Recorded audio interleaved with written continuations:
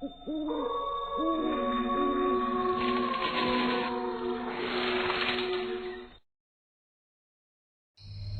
काकुदा अपने घने जंगलों और पुरानी हवेलियों के लिए जाना जाता था। वहां की हवाओं में कुछ ऐसा रहस्यमय था जिसे महसूस करना मुश्किल था, लेकिन अनदेखा करना बिल्कुल नामुमकिन था। समय के साथ गांव के लोग अपनी परंपराओं और रीति रिवाजों के अनुसार जीवन जीते रहे, लेकिन अंधेरा हमेशा उनके दिलों में बसा रहता था।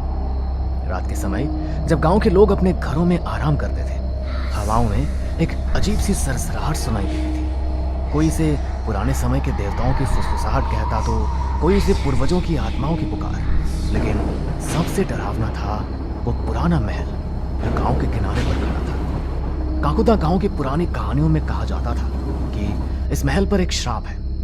महल की दीवारों में कोई अज्ञात शक्ति बसती थी जो केवल रात्रि के समय जागृत होती थी। गांव में कई लोग उस महल में जाने की कोशिश कर चुके थे, लेकिन उनमें से कोई भी वापस नहीं लौटा। रात के समय गांव में एक नई कार आई। कार से उतरे 4 लोग, जिनमें एक लड़की थी पायल और उसके 3 दोस्त राघव, अजय और सुमन। वे लोग काकुदा के बारे में सुने गए किस्सों की सच्चाई जानने के लिए आए थे। क्या तुम्हें लगता है कि हमें उस महल में जाना चाहिए? लोग कहते हैं कि वहाँ कुछ अजीब है। डरने की कोई बात नहीं है, ये सब सिर्फ कहानियाँ हैं। अगर कुछ भी अजीब होता तो आज तक कोई सबूत मिला होता। हाँ, और हम यहाँ सबूत ढूंढने ही तो आए हैं। चलो, रात अभी जवान है। लेकिन हमें सावधानी बरतनी चाहिए, यहाँ कुछ तो अजीब है। वो लोग महल की ओर बढ़े और जैसे जैसे वे महल के करीब पहुंचे, हवा और भी ठंडी होती गई। महल के दरवाजे भारी और जंग लगे हुए थे, लेकिन उनमें से एक दरवाजा थोड़ा खुला हुआ था। चारों दोस्त ने एक दूसरे की ओर देखा और अंदर घुस गए। महल के अंदर की दीवारें पुरानी और टूटी फूटी थी। दीवारों पर धूल की मोटी परत थी और हर जगह मकड़ी के जाले थे। यहाँ सचमुच भूतों का बसेरा लगता है। बस ये पुरानी इमारतें ही हैं। चलो इसे थोड़ा एक्सप्लोर करें। अजय और सुमन थोड़े पीछे रह गए, लेकिन पायल और राघव ने आगे बढ़ना जारी रखा। जैसे उन्होंने एक बड़े हॉल में कदम रखा, हॉल के बीचों बीच एक पुरानी कुर्सी पर बैठी एक बूढ़ी औरत दिखाई दी। क्यों आए हो यहाँ? ये जगह तुम्हारे लिए नहीं है। हम यहाँ कुछ देखने आए थे, बस थोड़ी देर के लिए। ये जगह देखने की नहीं, समझने की है। तुम जिस श्राप को सुनते आए हो वो सच्चाई है। यहाँ की हर दीवार, हर ईंट में वो आत्माएं बसी हैं जो कभी नहीं मरती। हमें डराने की कोशिश मत करो, हम ऐसे अंधविश्वासों पर विश्वास नहीं करते। तुम्हारा विश्वास ही तुम्हारी मौत का कारण बनेगा। बूढ़ी औरत की बातों के बाद एक भारी सन्नाटा छा गया। चारों दोस्तों ने महसूस किया कि महल की दीवारें धीरे धीरे उनके आसपास गिरती जा रही हैं। हमें यहाँ से जल्दी निकलना चाहिए, मुझे कुछ अच्छा नहीं लग रहा। नहीं, हमें इसका सामना करना होगा। हमें जानना होगा कि इस महल में ऐसा क्या रहस्य है जो इसे इतना डरावना और रहस्यमय बनाता है। चारों ने महल के भीतर की और अधिक जगहों को देखना शुरू किया। हर कमरे में अजीब सी आवाजें आती थी, जैसे कोई उनके पीछे चल रहा हो। दीवारों पर अजीब सी आकृतियां उभरने लगी और हर कदम के साथ महल और भी डरावना हो गया। अचानक एक कमरे में उन्होंने एक पुरानी किताब पाई। उस किताब के साथ ही एक डरावनी सी दिखने वाली काली बिल्ली बैठी हुई थी, जिसकी आवाज सन्नाटे को चीरती हुई सबके कानों तक पहुंच रही थी। अरे, ये काली बिल्ली कितनी डरावनी लग रही है। मुझे बिल्लियों से वैसे भी बहुत डर लगता है। इसको जल्दी से भगाओ कोई यहाँ से। अरे, ये बस मामूली बिल्ली तो है। ये बिल्ली तुम्हें क्या नुकसान पहुंचाएगी? तुम रुको यहीं, मैं इसे अभी भगा देता हूँ। ऐसा बोलकर राघव बिल्ली की ओर आगे बढ़ता है और उसे वहां से भगा देता है। बिल्ली को भगाने के बाद राघव उस पुरानी सी दिखने वाली किताब को उठाता है और उसे खोलता है। उस किताब में महल के इतिहास का विवरण था। उसमें लिखा था कि महल के पिछले मालिक ने कई निर्दोष लोगों की बलि चढ़ाई थी ताकि वो अमर हो सके, लेकिन वो खुद एक शक्तिशाली आत्मा का शिकार हो गया जिसने उस महल को भी श्रापित कर दिया। यहाँ लिखा है कि महल की आत्माएं अभी भी यहाँ बसी है और जो भी इस महल में आता है वो कभी वापस नहीं लौटता। तो ये सब सच है? हमें यहाँ से अभी निकलना चाहिए। अरे सुमन, तुम भी ना, ऐसे कैसे तुम किसी भी काल्पनिक कहानी पर विश्वास कर सकती हो? तुम मेरी बात मानो और यहाँ से बाहर चलो। हम किसी और दिन आकर यहाँ के रहस्य की खोज कर लेंगे, पर भगवान के लिए अब यहाँ से चलो। ठीक है बाबा, तुम्हारी बात मान भी लेते हैं और अभी यहाँ से चलते हैं और फिर किसी और दिन यहाँ आएंगे। क्यों दोस्तों, चलिए फिर अभी यहाँ से। ठीक है, जैसे तुम सब डिसाइड करो, यहाँ से चलते हैं। लेकिन जैसे ही वे महल से बाहर निकलने की कोशिश करने लगे, महल के दरवाजे खुद ब खुद बंद हो गए। चारों दोस्तों ने महसूस किया कि वे अब महल के अंदर फंस चुके थे। ये क्या हो रहा है यहाँ? ये दरवाजे अपने आप कैसे बंद हो रहे हैं? चारों दोस्त एक दूसरे की ओर डर के मारे देखते हुए एक साथ रहने की कोशिश करने लगे, लेकिन महल ने अपनी पकड़ को और मजबूत कर लिया। दीवारों से भयानक चेहरे उभरने लगे और वे चारों को डराने लगे। हमें कुछ करना होगा, यहाँ से निकलने का कोई और रास्ता ढूंढना होगा। सुनो, हमें नीचे के तहखाने में जाना चाहिए, शायद वहाँ से बाहर निकलने का कोई रास्ता हो। वे सभी नीचे की तहखाने की ओर बढ़े। तहखाना अंधेरा और ठंडा था। चारों दोस्तों ने अपने मोबाइल फोन की टॉर्च का इस्तेमाल किया, लेकिन वहाँ इतना घना अंधेरा था कि कुछ भी साफ दिखाई नहीं दे रहा था। अचानक पायल की चीख सुनाई दी। उसके पैर के नीचे की जमीन खिसक गई और वो नीचे गिर गई। तीनों दोस्तों ने उसे पकड़ने की कोशिश की, लेकिन वो गहरे गड्ढे में जा गिरी। पायल, तुम ठीक तो हो? लेकिन पायल की कोई आवाज नहीं आई। तीनों दोस्त डर और अविश्वास में थे। पायल का गायब होना उनके लिए बहुत बड़ा झटका था। वे समझ नहीं पा रहे थे कि उन्हें क्या करना चाहिए। हमें उसे ढूंढना होगा, वो हमारी दोस्त है, हम उसे अकेला नहीं छोड़ सकते। लेकिन हमें पहले यहाँ से बाहर निकलने का कोई रास्ता ढूंढना होगा। वे सभी तहखाने की दीवारों को छूने लगे, ये देखने के लिए कि कहीं कोई छुपा हुआ दरवाजा तो नहीं है। तभी अचानक दीवार के एक कोने में एक पुरानी चित्रकला उभर आई, जिसमें बलि के अनुष्ठान का दृश्य था। उस चित्र में एक आदमी, जो शायद इस महल का पुराना मालिक था, और उसके साथ खड़ा एक तांत्रिक दिखाई दे रहे थे, जो एक इंसान की बलि देने का प्रतिष्ठान कर रहे थे। ये वही अनुष्ठान है जिसके बारे में किताब में लिखा था। ये चित्रकला केवल एक नक्शा हो सकता है, हमें इसका अर्थ समझना होगा। उन्होंने उस चित्रकला का निरीक्षण करना शुरू किया और धीरे धीरे उन्हें एहसास हुआ कि उस चित्र के आसपास कुछ तीर जैसे निशान उनके तहखाने के नीचे किसी और गुप्त कमरे का रास्ता दिखा रही थी। तीनों दोस्त उस गुप्त कमरे की तलाश में दीवार को और गहराई से देखने लगे। उन्होंने देखा कि दीवार में एक जगह दरार थी। जैसे ही उन्होंने उसे दबाया, दीवार खुल गई और उनके सामने एक अंधेरा रास्ता उभर आया। हमें अंदर जाना चाहिए, शायद पायल वहीं हो। ये जगह हमें और अंधेरे में खींच रही है, हमें वापस जाना चाहिए। नहीं, हमें पायल को ढूंढना है, चलो जल्दी करते हैं। वे सभी गुप्त रास्ते में घुस गए। वो रास्ता बहुत संकीर्ण था और वहां से निकलना काफी मुश्किल था, लेकिन उनके पास कोई और विकल्प नहीं था, नहीं तो वो सब पायल को कभी ढूंढ नहीं पाते। ये सोचकर वो सब उस अंधेरे रास्ते पर चल पड़े। रास्ते के अंत में उन्होंने एक बड़ा कमरा पाया, जो बलिदानों की वस्तुओं से भरा हुआ था। वहां एक बड़ी पत्थर की देवी थी और उसके पास पायल बेहोश पड़ी थी। पायल, क्या तुम ठीक हो? और तुम यहाँ तक पहुंची कैसे? लेकिन जैसे ही वे पायल के पास पहुंचे, कमरे की दीवारें खुद ब खुद बंद हो गई। अब वो भी सभी उस कमरे में बंद हो चुके थे। तभी पायल ने धीरे धीरे अपनी आंखें खोली। वो कमजोर थी, लेकिन जिंदा थी। ये जगह, ये हमें मारना चाहती है, हमें यहाँ से भागना होगा। लेकिन तभी कमरे की देवी पर एक अजीब सी रोशनी उभरने लगी। वो रोशनी तेज होती गई और अचानक एक भयावह आकृति उस रोशनी से बाहर आई। वो वही श्रापित आत्मा थी जिसने महल पर अपना कब्जा जमाया हुआ था। तुम्हारे पास अब कोई रास्ता नहीं है, तुम सभी इस महल के नए कैदी हो। हम इससे लड़ सकते हैं, हमें इसे हराना होगा। अगर हमने इसका सामना नहीं किया तो हमें हमेशा यहाँ ही कैद होकर रहना पड़ेगा।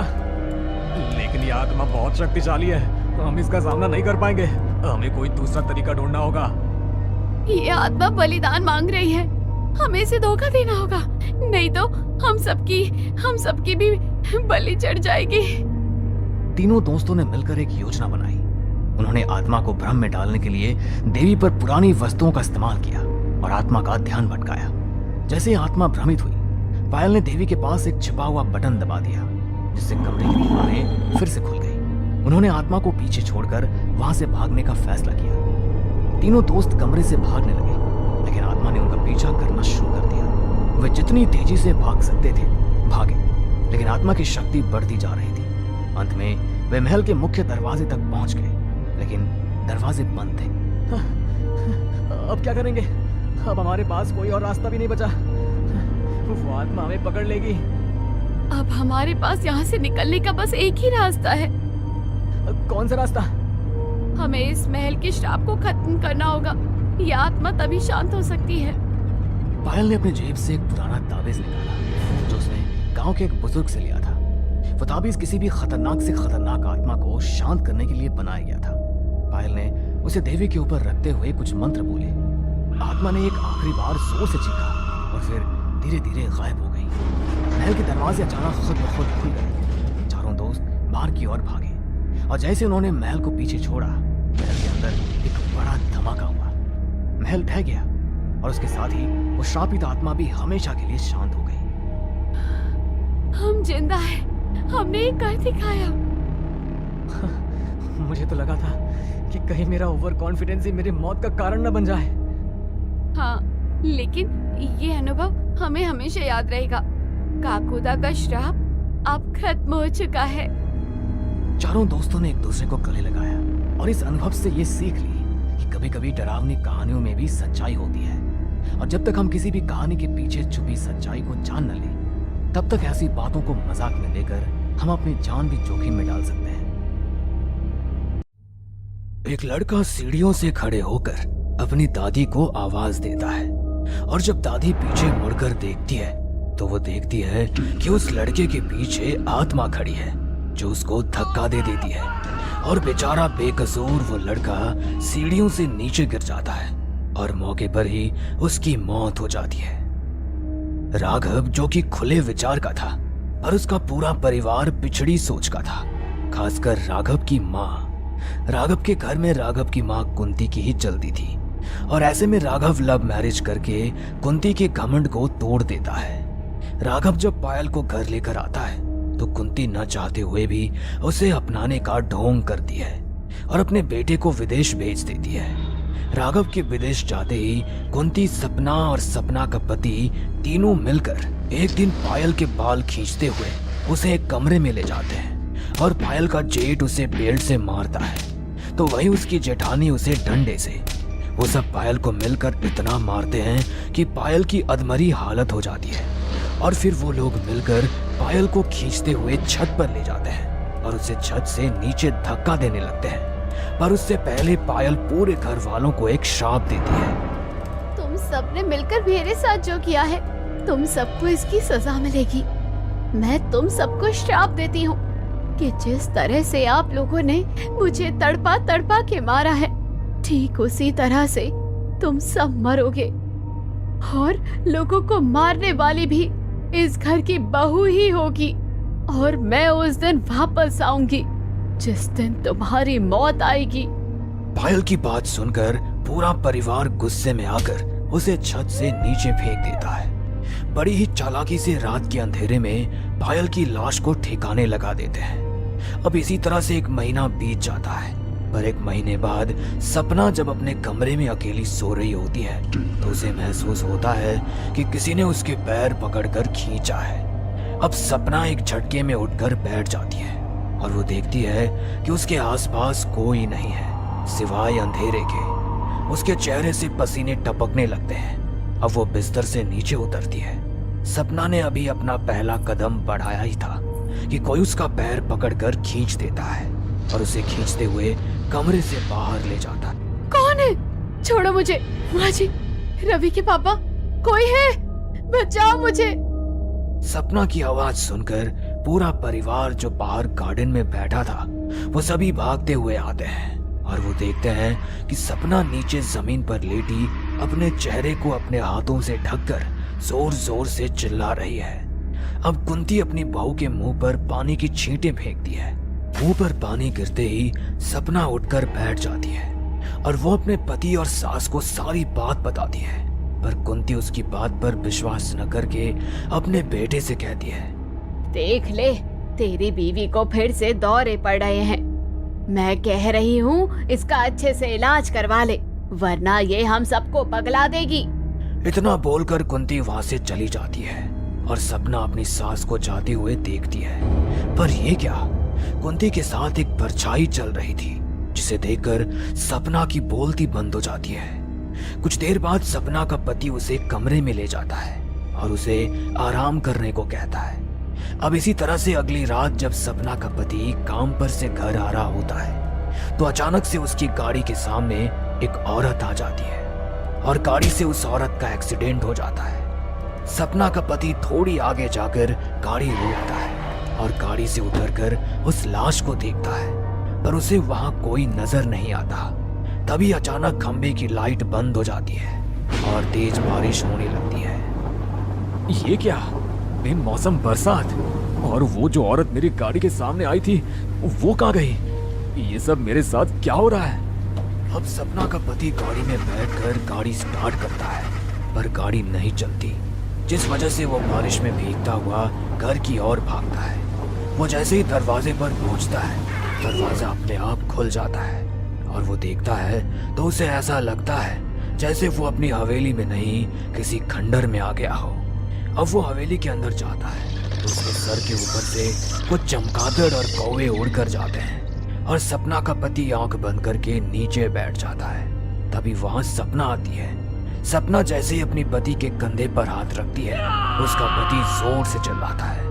उसको इस तरह से चिल्लाता देख सपना भी डर जाती है। क्या हुआ आपको? आप इतना डरे क्यों हुए हैं? आपकी इस चीख से मैं भी डर गई। सपना, कुछ ठीक नहीं है। मुझे लगता है पायल का श्राप हमें लग चुका है। हमें इस हवेली को जल्द से जल्द खाली कर देनी चाहिए, वरना हम सब मारे जाएंगे।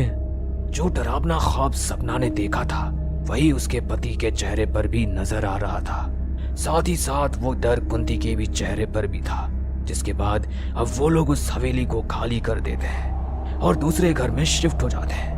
वो घर ज्यादा बड़ा तो नहीं था, पर उनके परिवार के लिए बेहतर था। अब इसी तरह से समय गुजरता है और देखते ही देखते 25 साल बीत जाते हैं। पर इन 25 साल में कुंती की आर्थिक स्थिति काफी खराब हो जाती है। तो वहीं दूसरी ओर रवि, जो 25 साल पहले 5 साल का था, वो अब 23 साल का हो चुका था।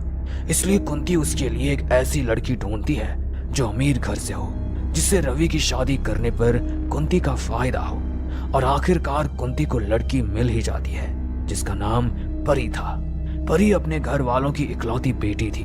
घर की सारी प्रॉपर्टी परी के नाम थी। और जब ये बात कुंती को पता चलती है तो वो बिना कोई देरी करे रवि की शादी परी से करवा देती है। पर परी घर में आते ही अपनी दादी सास से कहती है, दादी जी, मैंने तो सुना था कि आपका परिवार इस गांव का सबसे अमीर परिवार है और आप लोग एक आलीशान हवेली में रहते हैं। फिर आप हवेली छोड़कर इस छोटे से घर में क्यों हैं? ये घर तो मेरे घर से भी ज्यादा छोटा है। मैं इस घर में नहीं रह पाऊंगी। मुझे उस हवेली में जाना है। प्लीज उस हवेली में चलिए ना, वरना मैं अपने मायके चली जाऊंगी। फिर यहाँ कभी नहीं आऊंगी। साथ ही अपना दहेज भी ले जाऊंगी। अरे परी बहू, रवि मेरा इकलौता पोता है, इसलिए जितना लाडला रवि है उससे ज्यादा मेरे लिए तू प्यारी है। तुझे हवेली जाना है ना, हम कल ही हवेली शिफ्ट हो जाएंगे। पर मेरी एक बात याद रखना, उस हवेली में एक कमरा है जिसे खोलने की इजाजत किसी को नहीं है। आज से कई साल पहले कुछ हादसे हुए थे, जिस वजह से पंडितों को बुलाकर बड़ी मुश्किल से मैंने उस कमरे को बंद कर दिया था। और बस यही वजह है कि हमने वो हवेली खाली कर दी। पर हम तेरे लिए उस हवेली में वापस जाएंगे, इसलिए तुझे भी हमारी ये छोटी सी बात माननी होगी। परी भी अपनी दादी सास की सारी बातें मान जाती है और अगली सुबह होते ही पूरा परिवार एक बार फिर से उस हवेली में जाता है। उस हवेली में जाते ही कुंती पुरानी बातें सोच रही होती है कि अचानक से कोई उसके कमरे का दरवाजा खटखटाता है और कुंती डर से सहम जाती है। कुंती दरवाजे की तरफ देखती है। कुंती जैसे जैसे दरवाजे की ओर बढ़ती है आवाज तेज होने लगती है और अचानक से कुंती के कानों में किसी के पैर की आवाज आती है। कुंती की आंखों में डर साफ नजर आ रहा था कि तभी उसे किसी की हंसने की आवाज आती है।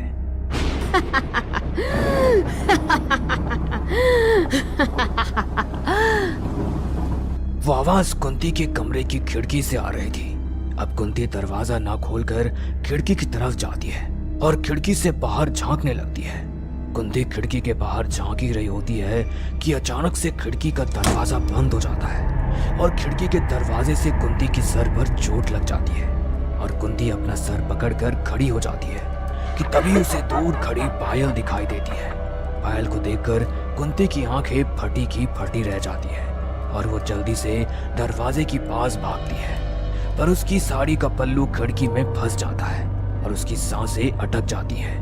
अब कुंती डरती हुई पीछे की ओर देखती है। जहां वो देखती है उसकी साड़ी का पल्लू खिड़की में अटका है। अब जल्दी से कुंती अपना पल्लू निकालकर बाहर जाती है, जहां रवि और परी उसके सामने केक लाकर खड़े हैं। हैप्पी बर्थडे दादी जी। दादी जी क्या हुआ, आप इतनी डरी हुई क्यों हैं? आपने कोई भूत देख लिया क्या? नहीं बहू, ऐसा कुछ नहीं है। मैं अकेले ही अपने कमरे की सफाई कर रही थी, इसलिए इतना पसीना आ रहा है। इतना बोलकर परी और रवि कुंती का हाथ पकड़कर उसे नीचे ले जाते हैं, पर अब भी कुंती का सारा ध्यान अपने कमरे पर ही था। कुंती पीछे मुड़कर देखती है और उसे दीवार पर किसी की परछाई नजर आती है। उस परछाई का आकार धीरे धीरे बड़ा होता जा रहा था। कुंती ये बात घर वालों को बताती उससे पहले वहां गांव के कुछ लोग जमा हो जाते हैं, जिस वजह से कुंती किसी को कुछ बता नहीं पाती और केक कट करने के बाद पूरा परिवार खाना खाकर आराम से अपने अपने कमरे में सोने के लिए चले जाते हैं। कुंती की आंखों में अब तक नींद नहीं थी, तो वहीं दूसरी ओर सपना आराम से सो रही थी। इसी बीच सपना के पति की आंख खुलती है और वो पानी लेने के लिए किचन में जाता है, जहां उसे किसी की हंसने की आवाज आती है। वो आवाज जानी पहचानी थी। सपना के पति के हाथ से बोतल छूट जाती है और वो डरते हुए पीछे की ओर देखता है, जहां वो किसी औरत को फर्श पर बैठकर रोता हुआ देखता है। उस औरत के सारे बाल आगे थे। उसने अपना सर अपने घुटनों पर रखा हुआ था और उसने अपने दोनों हाथ से अपने पैरों को पकड़ा हुआ था। उस औरत को अपने सामने देखकर सपना के पति की सांस थम जाती है और वो हकलाते हुए बोलता है, कौन हो तुम? उसके इतना कहते ही वो औरत अपना सर ऊपर करती है और एक काला धुआं बनकर सपना के पति के कान में घुस जाती है और सपना का पति वहीं जमीन पर गिर जाता है। अब अगली सुबह पूरा परिवार सपना के पति की लाश को पाता है। ये देखकर कुंती समझ चुकी थी कि ये सब क्यों हो रहा है, तो वही सपना अकेले में कुंती से कहती है, माँ जी, आप मानो या ना मानो, उसका श्राप हम पर पड़ चुका है। वो वापस आ गई है। वो हम सबको मार डालेगी। उससे पहले हमें यहाँ से चले जाना चाहिए।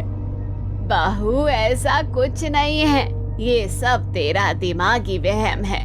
और हम अगर इस हवेली से गए तो रोड पर आ जाएंगे। जानती है ना, हमारे पास कुछ नहीं बचा। सपना बार बार कुंती को समझाने की कोशिश करती है, पर कुंती सपना की एक नहीं सुनती और वहां से चली जाती है। कुंती के वहां से जाते ही कोई सपना के पीछे से उसके बाल खींचता है और उसे घसीटते हुए पायल के कमरे में ले जाता है। पायल के कमरे में आते ही सपना डरी सहमी चारों तरफ देखती है और हाथ जोड़कर माफी मांगने लगती है। मुझे माफ कर दो, मैंने कुछ नहीं किया। मैं लोगों की बात में आ गई थी। सपना को महसूस होता है मानो जैसे कोई उसे डंडे से मार रहा हो। अब सपना खुद को बचाने के लिए कमरे से बाहर भागने की कोशिश करती है, पर कमरे का दरवाजा अपने आप बंद हो जाता है और सपना नीचे गिर जाती है और उसकी नजर बेड के नीचे पड़ती है, जहां वो देखती है कि एक औरत जिसके सारे बाल आगे है वो धीरे धीरे सपना की तरफ बढ़ रही है। जहां वो औरत सपना की तरफ बढ़ रही थी, सपना खुद को बचा पाती उससे पहले ही वो औरत सपना के ऊपर वार कर देती है और सपना जोर से चिल्लाती है। सपना की आवाज सुनकर सब उस कमरे की ओर भागते हैं और देखते हैं कि सपना की भी मौत हो गई। ये सब क्या हो रहा है दादी? दादी, अभी पापा को गुजरे 2 दिन भी नहीं हुए थे और माँ भी चल बसी। आखिर ये मौत कैसे हो रही है? दादी, कहीं आप हमसे कुछ छुपा तो नहीं रही? मैं तुमसे कुछ नहीं छुपा रही। अब मुझे कोई सवाल मत करना, समझे तुम? इतना बोलकर कुंती वहां से जाने लगती है। अब रवि भी कुंती के पीछे जाता है और सीढ़ियों से खड़े होकर अपने दादी को आवाज देता है। और जब कुंती पीछे मुड़कर देखती है, जहाँ वो रवि के पीछे पायल की आत्मा को देखती है, जो रवि को धक्का दे देती है और बेचारा बेकसूर रवि सीढ़ियों से नीचे गिर जाता है और मौके पर ही उसकी मौत हो जाती है। कुंती अपनी आंखों के सामने अपना परिवार की मौत देखती है और वो पूरी तरह से टूट जाती है। कुछ देर बाद पायल की आत्मा कुंती के एकदम पास आती है और उसके पैर तोड़ देती है, जिस वजह से कुंती अपाहिज हो जाती है। तभी वहां परी आती है और अपनी दादी सास को सहारा देकर उसे चेयर पर बिठाती है और उसके सामने बैठ जाती है। कुंती अब परी को नहीं खोना चाहती थी, इसीलिए वो परी को भाग जाने के लिए कहती है। परी बहू, तू यहाँ से अपनी जान बचाकर भाग जा। उसने सबको मार दिया, वो तुझे भी मार देगी। दादी जी, कुछ नहीं होगा, वो मुझे कुछ नहीं कर सकती, क्योंकि मेरी बुआ यहाँ मुझसे बदला लेने नहीं बल्कि आप लोगों से लेने आई है। उन्होंने आपके परिवार को खत्म कर दिया। ठीक उसी तरह अब वो आपको भी मार देगी, जैसे आपने उन्हें मारा था। परी की ये बात सुनकर कुंती के रोंगटे खड़े हो जाते हैं और कुंती समझ जाती है कि परी कोई और नहीं बल्कि पायल की वही भतीजी है, जिसकी शादी राघव अपने भतीजे रवि से करवाना चाहता था। पायल कुंती को भी वही दर्दनाक मौत देती है जो उसने पायल को दी थी। तो हेलो गाइस, मैं हूं आपका दोस्त और होस्ट चेतन। तो आज एक बार फिर स्वागत है आप सभी का हमारे एक और नए हॉरर पॉडकास्ट में। और आज हमारे साथ मौजूद है मशहूर पैरानॉर्मल इन्वेस्टिगेटर मिस्टर मेहुल, जिन्होंने बहुत से इंटरनेशनल हॉरर लोकेशंस को भी कवर किया है। तो मेहुल, हमारे दर्शकों के साथ जरा अपने कुछ हॉन्टेड एक्सपीरियंस शेयर कीजिए, जिसको सुनकर दर्शकों के साथ साथ हम सबके भी रोंगटे खड़े हो जाए। बिल्कुल चेतन, मैं आपके साथ अपना कल रात का ये हॉन्टेड एक्सपीरियंस शेयर करता हूँ, जो मेरी पूरी जिंदगी का सबसे ज्यादा दिल दहला देने वाला एक्सपीरियंस रहा है। तो फिर शुरू करते हैं इस पॉडकास्ट को। जी बताइए। एक्चुअली कल की उस हॉन्टेड लोकेशन पर जाने से पहले ही मुझे कुछ साइंस मिलने शुरू हो गए थे। माँ ने भगवान की आरती की तो पूजा की थाली माँ के हाथ से छूटकर नीचे गिर गई। मंदिर में भगवान के सामने जल रहा दिया भी अचानक से बुझ गया। माँ तो पहले ही मेरे इस काम से बहुत डरी हुई रहती है और जब ये हुआ तो माँ और ज्यादा घबरा गई। बेटा, आज तू कहीं मत जा। भगवान भी बार बार यह आदेश देकर तुझे वहां जाने से रोकना चाह रहे हैं। मेरा मन बहुत बेचैन हो रहा है। बेटा, तू उस जगह पर मत जा, वो ठीक नहीं है। अरे माँ, तुम तो इस तरह से डर रही हो जैसे मैं पहली बार किसी हॉन्टेड लोकेशन पर जा रहा हूँ। मुझे कुछ नहीं होगा, तुम मेरी चिंता मत करो। माँ ने मुझे बहुत रोका, लेकिन फिर भी मैं माँ से बहस करके कुछ देर बाद घर से निकल गया। उस समय तकरीबन रात के 11:30 बज चुके थे। मेरे घर से वो हॉन्टेड लोकेशन ऑलमोस्ट 1 घंटे के डिस्टेंस पर थी। मैंने अपनी गाड़ी निकाली और हमेशा की तरह अपने फेवरेट गानों की प्लेलिस्ट सुनता हुआ लोकेशन के लिए निकल गया। ड्राइव करते मुझे थोड़ी देरी हुई थी, लेकिन कल रात पहली बार मेरे मन में एक अजीब सी बेचैनी हुई। मैंने सोचा कि घर वापस चला जाऊं, लेकिन मैंने अपने व्यूअर से उस लोकेशन पर जाने का प्रॉमिस किया था, तो मैं वापस नहीं जा पाया। लगभग पौने घंटा ड्राइव करने के बाद मैं उस लोकेशन पर पहुंचने वाला था कि तभी अचानक से चलते चलते बीच रास्ते में ही मेरी गाड़ी बंद पड़ गई। आसपास का एरिया बिल्कुल सुनसान था। ऐसे में अब मैकेनिक तो मिलता नहीं, तो मैं पैदल ही आगे बढ़ने लगा। मैं फोन में लोकेशन के अकॉर्डिंग आगे बढ़ रहा था कि न जाने क्यों अचानक मेरा फोन हैंग होने लगा। अरे यार, अब मैं लोकेशन पर कैसे पहुंचूंगा? इस फोन को भी ऐसी जगह पर हैंग होना था। मैं खुद से ऐसा कह रहा था कि तभी मेरे कंधे पर किसी ने अपना हाथ रखा। ऐसे सुनसान इलाके में अगर तुम्हारे कंधे पर कोई अचानक अपना हाथ रख दे तो एक पल के लिए तो हमारी सांसें रुक जाएंगी। मेरे साथ भी ऐसा ही हुआ। डर के मारे मेरी धड़कन तेज हो गई। हिम्मत करते हुए मैंने पीछे मुड़कर देखा तो एक बूढ़े आदमी ने पीछे से मेरे कंधे पर हाथ रखा हुआ था। उन्हें देखकर मैं थोड़ा शांत हुआ। अरे काका, क्यों इतनी रात को ऐसे डरा रहे हो? आपके चक्कर में अभी हार्ट फेल हो जाता मेरा। चला जा यहाँ से। इतनी रात को इस इलाके में तू क्या करने आया है? पता है ना वो भूतिया हवेली है यहाँ पर। अगर उसकी चपेट में आ गया तो जिंदा लौट कर नहीं जा पाएगा। काका, उसी हवेली का रास्ता तो जानना है मुझे। बताओ ना किधर है वो हवेली। मरना चाहता है क्या? एक बार कहा ना तुझे चला जा यहाँ से, नहीं तो मारा जाएगा। तू भी मारा जाएगा उन सब की तरह। ऐसा बोलकर बूढ़ा आदमी अपनी गर्दन हिलाते हुए आगे की ओर निकल गए। उनके जाने के बाद मैंने जैसे ही पीछे मुड़कर देखा तो सामने ही मुझे वो हवेली नजर आई। रात के अंधेरे में भी वो हवेली इतनी खूबसूरत लग रही थी, तो दिन की रोशनी में आप सोच ही सकते हैं कि वो हवेली कितनी शानदार लगती होगी। मैं पीठ पर टांगे अपने बैग को कसते हुए उस हवेली पर पहुंचा। मैं अंदर जाने के लिए मास्टर की से गेट खोलने लगा तो मैंने देखा कि गेट पर बहुत सारे ताबीज और न जाने कितने सारे धागे बंधे हुए हैं। मैंने उन ताबीजों को हटाने के लिए जैसे ही उन्हें छुआ तो मुझे एक अजीब सा झटका लगा, जैसे अभी अभी कुछ मेरी बॉडी से निकलकर आर पार हो गया हो। मैं एक बार को थोड़ा कमजोर पड़ गया, लेकिन फिर मैंने हिम्मत करते हुए उन ताबीजों को हटाया और मास्टर की से लॉक खोलकर हवेली के अंदर चला गया। लेकिन जैसे ही मैं उस हवेली के अंदर पहुंचा, मेरे शरीर पर मुझे बहुत भारीपन सा महसूस होने लगा और एक बड़ी सी अजीब सी बदबू पूरी हवेली में फैल गई। वो बदबू इतनी बुरी थी कि मेरी सहन के बाहर हो गई थी। यार, कितनी गंदी बदबू है। अगर थोड़ी देर में यहाँ ऐसे ही रहा तो पक्का मुझे उल्टी हो जाएगी। एक काम करता हूँ, रुमाल पर परफ्यूम लगाकर उसे बांध लेता हूँ। मैंने अपने रुमाल पर परफ्यूम लगाया और उसे चेहरे पर बांध लिया। मैं हवेली के कमरों में इन्वेस्टिगेशन करने के लिए आगे बढ़ा, तभी मुझे वहां किसी औरत की पायलों की आवाज सुनाई दी, जैसे अभी अभी कोई औरत बड़ी ही तेजी से मेरे पीछे से भाग कर गई हो। तब तो आप ऑब्वियसली काफी ज्यादा डर गए होंगे। अरे, मेरी तो मानो आत्मा ही एक पल के लिए मेरे शरीर से निकल गई।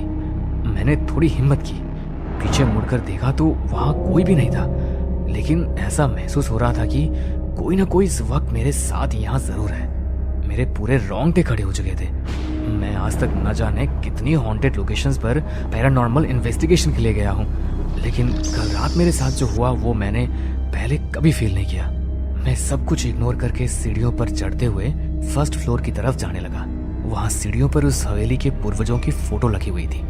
मैं उन पर फोकस करके उन्हें अपने कैमरा में रिकॉर्ड करने लगा, लेकिन उस दीवार पर लगी सभी तस्वीरों में से एक तस्वीर देखकर मेरे होश उड़ गए।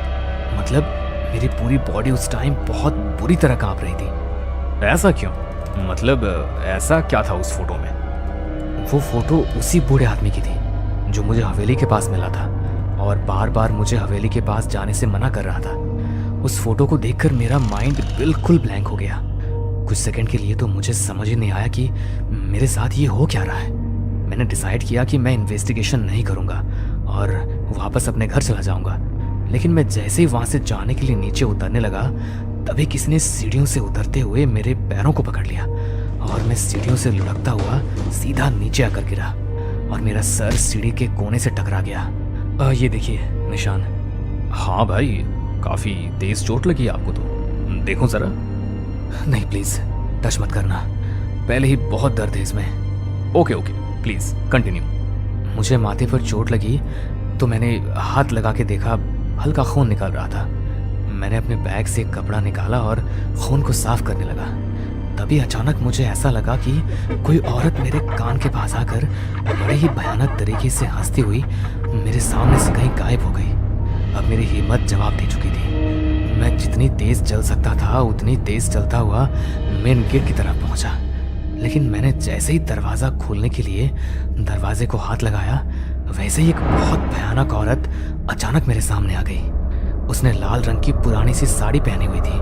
उसका पूरा शरीर बुरी तरह जला हुआ था, आंखें बिल्कुल सफेद और वही गंदी बदबू उसके अंदर से आ रही थी। उसे अपने सामने देखकर मैं इतनी बुरी तरह डर गया कि मुझे समझ ही नहीं आया कि अब मैं करूं तो करूं क्या। लेकिन फिर भी मैंने हिम्मत की और सोचा इसे नज़रअंदाज करूंगा तो शायद यहाँ से निकल पाऊं। लेकिन तभी वो औरत मुझे बड़े ही भयानक तरीके से देखते हुए मेरी तरफ बढ़ने लगी। उसे देखकर मैं अपने कदम पीछे की ओर लेने लगा। तभी मुझे लगा कि कोई पीछे से मेरी शर्ट को पकड़कर खींच रहा हो। मैं और ज्यादा डर गया। मैंने पीछे मुड़कर देखा तो एक 7-8 साल की बच्ची बड़ी ही भयानक मुस्कुराहट के साथ हंसते हुए मुझे देख रही थी। उसकी आंखें पूरी काली और पूरा चेहरा कटा फटा हुआ था। मैं उसके चेहरे से अपनी नजर चुरा रहा था। तभी वो भागकर उसी औरत के पास चली गई और उसके साड़ी के पल्लू के पीछे छुपकर खड़ी हो गई। वो दोनों एकटक मुझे ही देख रही थी। मैं इतना तो समझ गया था कि इनकी आत्मा अब मुझे यहाँ से बाहर नहीं जाने देगी। तो फिर आपने क्या किया? आप कैसे वहां से बाहर आए? एक्चुअली मैं ऐसी जगहों पे जाता रहता हूँ तो कुछ चीजें अपने पास रखता हूँ। मुझे एकदम से याद आया कि एक बार एक तांत्रिक बाबा ने मुझे इन चीजों से रक्षा के लिए एक ताबीज दिया था। मैं अपने बैग में उस ताबीज को ढूंढने लगा, लेकिन जैसे ही मैंने उस ताबीज को अपने हाथ में लिया तभी उस बच्ची ने उसकी तरफ देखकर एक फूंक मारी और बड़े ही डरावने तरीके से मुझे घूरने लगी और उसी वक्त वो ताबीज जलकर राख हो गया। Oh my God! फिर क्या हुआ? फिर वो दोनों मेरी तरफ बढ़ने लगी। अब सब कुछ मेरे कंट्रोल से जा चुका था। उन दोनों ने मेरे पीछे की ओर किसी को इशारा किया और कोई अदृश्य शक्ति मुझे घसीटती हुई हवेली के एक अंधेरे कमरे में ले गई। मेरा कैमरा और लाइट उस रूम के बाहर ही गिर गए। रूम में बस मेरी लाइट की हल्की रोशनी आ रही थी। मैंने देखा कि वो दोनों आत्माएं हवा में उड़ती हुई मेरी तरफ आ रही हैं। फिर मैंने हिम्मत की और हवेली का गेट खोलने की कोशिश करने लगा, लेकिन वो इतनी बुरी तरह जाम हो चुका था कि मैं अपनी पूरी ताकत लगाकर भी उसे खोल नहीं पाया। तो मैं तुरंत ही सीढ़ियों से चढ़ता हुआ हवेली की छत पर पहुंच गया। मैंने सोचा कि शायद यहाँ पर वो दोनों मुझे कोई नुकसान नहीं पहुंचा पाएगी। तभी मुझे वहां पर वही पायरों की आवाज सुनाई दी। मैंने सामने देखा तो वो औरत हवा में उड़ती हुई मेरे पास आने लगी। तभी मुझे नीचे की तरफ से एक आवाज सुनाई दी। अंकल मेरे पास आओ ना, यहाँ मैं अकेली हूँ। मुझे अकेले बहुत डर लगता है। मुझे आपके साथ रहना है, यहाँ आओ ना। उसकी आवाज को सुनकर मैं जैसे सम्मोहित हो गया और बिना कुछ सोचे समझे छत से कूद गया। जमीन पर मेरा खून फैल गया और थोड़ी देर तड़पने के बाद मेरी मौत हो गई। क्या मतलब तुम मर चुके हो? नहीं, ऐसा नहीं हो सकता। मैं तो कल रात को ही मर गया था। मेहुल के ऐसा कहते हुए वो किसी भयानक आत्मा के जैसा हो गया। लेकिन अब मैं तुम्हें भी अपने साथ लेकर जाऊंगा। तुम्हें बहुत शौक है ना मुर्दा लोगों और आत्माओं को देखने वाले लोगों की कहानियां सुनने और अपने व्यूअर्स के साथ शेयर करने का। तुम्हारी आज की इस वीडियो में भूत से असली सामना कैसे होता है और भूत क्या कर सकता है सभी देख लेंगे। इतना कहकर मेहुल की आत्मा चेतन को मारने के लिए उसकी ओर झपटने लगा। तभी कैमरामैन ने जल्दी से उस रूम में रखे माता रानी के सिंदूर को मेहुल की आत्मा पर फेंक दिया, जिससे उन सब की आंखों के सामने मेहुल की आत्मा एक जोरदार डरावनी आवाज के साथ वहां से गायब हो गई। और इस हादसे से सहम चुके चेतन ने जब कुछ दिन बाद पॉडकास्ट की रिकॉर्डिंग को देखा तो वो निशब्द रह गया, क्योंकि वीडियो में सिर्फ चेतन ही दिखाई दे रहा था, जो कि अकेले ही अपने सामने वाली खाली कुर्सी की तरफ देखकर बातें कर रहा था। मेहुल इंसान नहीं बल्कि एक आत्मा था, इसलिए वीडियो में सिर्फ चेतन की ही रिकॉर्डिंग हुई थी। हमें पूरा यकीन है दोस्तों कि आप लोगों को ये कहानी जरूर पसंद आई होगी। अगर आपके साथ भी कुछ ऐसे अनकहे किस्से हो चुके हैं तो प्लीज हमारे साथ शेयर करें। हम जरूर अपने चैनल पर उनको दिखाएंगे। हमारी ईमेल आईडी नीचे डिस्क्रिप्शन बॉक्स में दी गई है, तो प्लीज हमारे वीडियो और चैनल को शेयर एंड सब्सक्राइब करें और बने रहे हमारे साथ ऐसे ही अनकहे किस्से और कहानियां सुनने के लिए।